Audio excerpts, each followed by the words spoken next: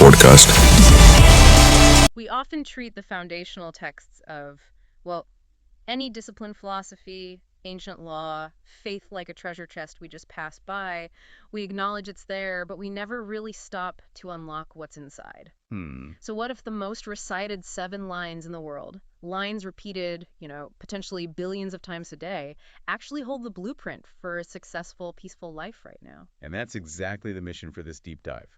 We are opening what our sources call the window of the Quran, Surah Al-Fatihah. Window of the Quran. I like that. It's not just a ceremonial text. We're treating it as a profound, universal 7-point roadmap for living. Exactly. So our task here is to really get into your sources, take these foundational verses, and pull out the core principles that you can actually use. We're looking for the practical application of guidance or hidayat, boundless mercy, rahmat, and ultimately success or kamyabi. And we want to translate that ancient wisdom for you, the modern global listener. And we'll unpack this verse by verse. The scholars we looked at, from Ibn Abbas all the way to Maududi and Islahi, they all established that Fatihah is this non-negotiable foundation for achieving structure, peace, and, success in our daily lives. Okay, so let's jump right in. Let's start by establishing the most fundamental relationship, the acknowledgement of existence itself. Verse 1. Verse 1. Alhamdulillahi Rabbil Alameen. Translation. Praise belongs to Allah, Lord of the worlds. On the surface, that's a beautiful declaration, but we need to go deeper than just recitation. What's the psychological or philosophical requirement packed inside that statement of praise? What's really fascinating is that the earliest commentaries, they immediately move past just the verbal act. Great. The scholar Ibn Abbas emphasizes that this praise is not just something you say with your tongue. It has to be an active, heartfelt acknowledgement of God's absolute lordship. So it's an internal recognition. Yes, it's about recognizing the ultimate source and, the manager of the entire cosmos. That completely shifts the meaning. If I acknowledge the Lord of the worlds, I'm essentially locating myself within a vast managed system, not just floating in chaos. How does that translate into personal grounding for someone? Well, that's the psychological necessity. When you look at commentaries like Ma'arif al-Quran or Tadbur al-Quran, they highlight this exact point. This fundamental acknowledgement is the key to strengthening that human-divine connection. And why does that matter for me? Because it brings immediate peace and tranquility to the heart. It really does. When you recognize that the ultimate responsibility for the universe is held by the Lord of the worlds, your personal anxieties start to diminish. The ultimate burden isn't yours to bear. So the universal moral here is finding peace through submission.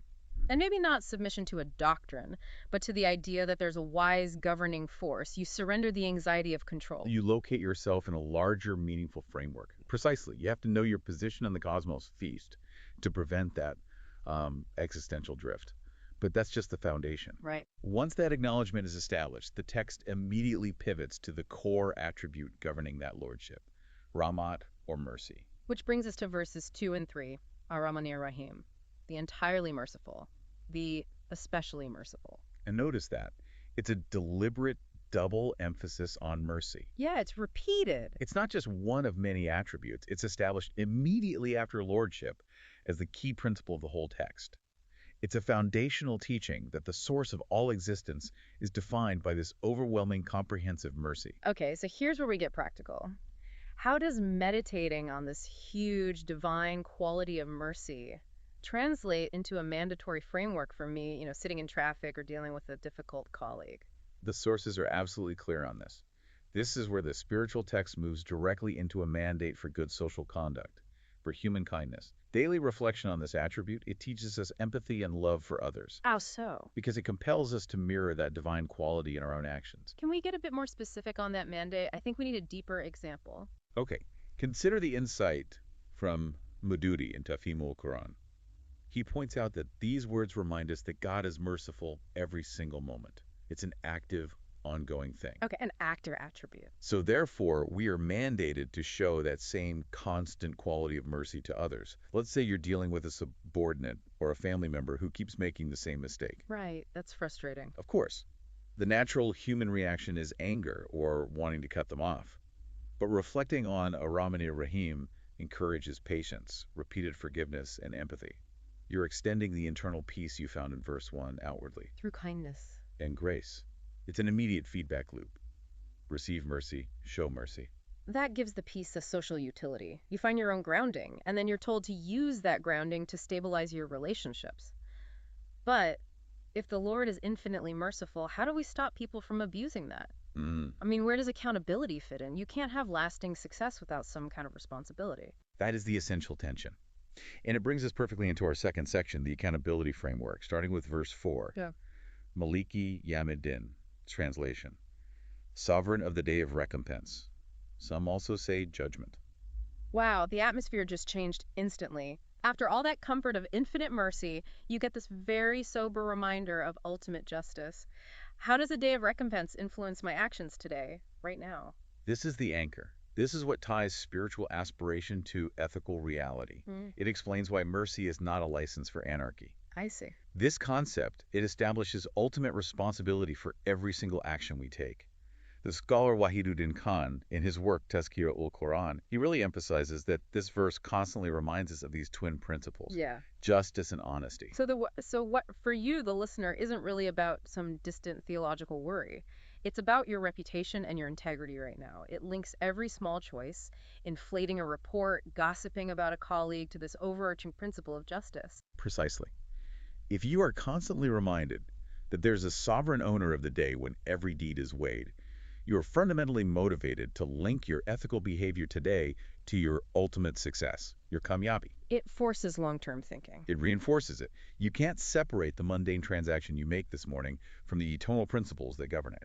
That ethical responsibility then sets the stage perfectly for the crucial action step in verse 5. Iyaka nabudu wa iyaka nasta'in. It is you we worship, and you we ask for help. This verse is a magnificent pivot. It shifts from passive acknowledgement to active dual engagement. Right. We've acknowledged the Lord, embraced His mercy, recognized the need for accountability. Now we actively commit. We worship Him, and we seek help from Him. So why is seeking help only from God defined as such a crucial spiritual necessity? In our modern age, we ask for help constantly. From colleagues, from Google, from financial advisors. How do the sources justify this exclusivity? The sources frame this as a way to avoid, toxic external dependencies. It's about recognizing the ultimate source of power and clarity. In an age of information overload. Exactly. An age where validation often comes from external sources. Social media, fleeting trends, peer pressure seeking help only from the divine prevents you from being spiritually distracted. You're not relying on unstable temporary resources. So it's less a theological statement and more a strategy for mental clarity. It's about recognizing the limits of human knowledge, especially in high-stakes decisions. That's the life application. The success that's proposed in the source material, it's tied to seeking divine guidance before every major decision, and crucially, avoiding haste. Avoiding haste. Think about that impulse to rush into a financial commitment, a reactive argument, a relationship change. That moment of pausing to seek higher guidance, it prevents error. It promotes lasting success because you aren't just relying on your own potentially biased ego. And that focus on active seeking leads us perfectly into the core request of the entire chapter. The plea for guidance, Hidayah, Section 3, the daily roadmap, and the central request, verse 6. Yes, Idina Siratal Mustaqim, guide us to the straight path. This is where it all culminates, isn't it? It is the ultimate goal. We have praised, we've recognized mercy, we've affirmed accountability, and committed to action. Now we ask for the map that puts it all into motion. If the first 5 verses were the orientation. This is putting the destination in the GPS. Exactly that. And the scholars define this prayer not as a one-time wish, but as something continuous. Why do we need constant daily guidance? Well, Amin Hassan Islahi emphasizes this. He says the prayer is a continual reminder. Think of it like a map. It's useless if you only look at it once at the start of a long journey. What conditions change? Conditions change, temptations arise, you're constantly facing new choices.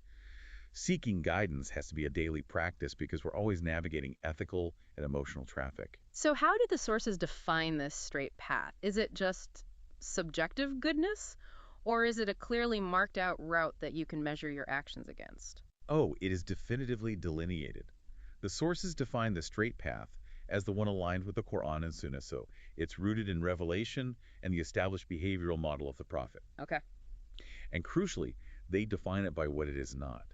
It is explicitly not the path driven by worldly desires or the deception of others, which is often easier and, frankly, more popular. That gives you a very concrete check. If my decision is purely about instant gratification, personal comfort or just wanting external approval, I might be veering off that path. Exactly. The practical guidance here is to apply the light of the Qur'an, that ethical compass, even in the smallest daily decisions. Guidance is the continuous roadmap to make sure your success is meaningful and lasting. Which flows seamlessly into the final verse, verse 7. Surah Al-Fatihah alayhim ghayril maghdubi alayhim waladdalim. The path of those upon whom you have bestowed favor, not of those who have incurred your wrath, or of those who are astray. And this verse, it just consolidates the entire concept of success, of kamyabi, by giving it historical and behavioral context. It immediately defines what favor or success really is in this framework. Which is? It's walking on that straight path you just asked for. Success is achieved by those who adhere to the principles, justice, mercy, responsibility, not by those who are misguided or deliberately rebellious. That's a key distinction. So the successful person, in this context, isn't necessarily the one with the most power or wealth. It's the person whose life aligns with the ethical framework we've been talking about. That's the operational summary. The successful are those who practice the core principles from the whole text: justice, patience, worship, and sticking to the revealed path. This final verse is a motivation to avoid two pitfalls. Okay. The path of those who knew the truth but rejected it, and the path of those who were just lost through neglect or distraction. It pushes you toward active knowledge and application. You know, if we use that wonderful analogy from the source material to wrap this up, Fatihah really is a complete orientation system. It is. It's a complete roadmap. The acknowledgement of mercy is the fuel and the motivation you need. The request for guidance is the actual guidebook defining the route. And success. And success, being among those with favor bestowed upon them, that's the ultimate destination, reached. It's an entire ethical and psychological infrastructure packed into 7 lines. It's just incredible how much direction and peace can come from such brevity. We started this deep dive talking about finding peace, wisdom, and guidance for the day. And this 7-verse structure, it provides exactly that. It keeps reaffirming your grounding, your commitment to mercy, and your pursuit of the straight path. The motivation here is profound. The goal is to make a conscious choice, to apply these lessons through small, daily acts of reflection and good conduct. Avoid that reflexive haste in your decisions. Always seek guidance when you're facing uncertainty, and actively practice what they call husn suluk, good social conduct. Because that's the daily manifestation of mercy. That is the practical daily manifestation. It forces you to connect spiritual belief with social and ethical action. And that leaves us with our final thought for you to carry forward, something to mull over. If this short, comprehensive text is recited multiple times every single day by billions of people globally, what does the continuous subconscious repetition of these themes of responsibility, justice, and mercy do to the long-term psychological and ethical framework of an individual? How does that pervasive silent curriculum shape a person's character over a lifetime? A wonderful thought to leave with. Thank you for joining us for this crucial deep dive into the foundation of guidance. Join us next time. Our next deep dive will go even further into the practical exercises and deeper applications of Surah Al-Fatihah in a daily routine. We'll focus specifically on how to find ease and stability in life through the light of its principles. Until then, may your path be guided by wisdom and peace. If this episode helped you understand the Quran better, please like the video, share it with others, and leave your thoughts in the comments. Don't forget to subscribe to Al-Hidayah podcast for more thoughtful and meaningful discussions.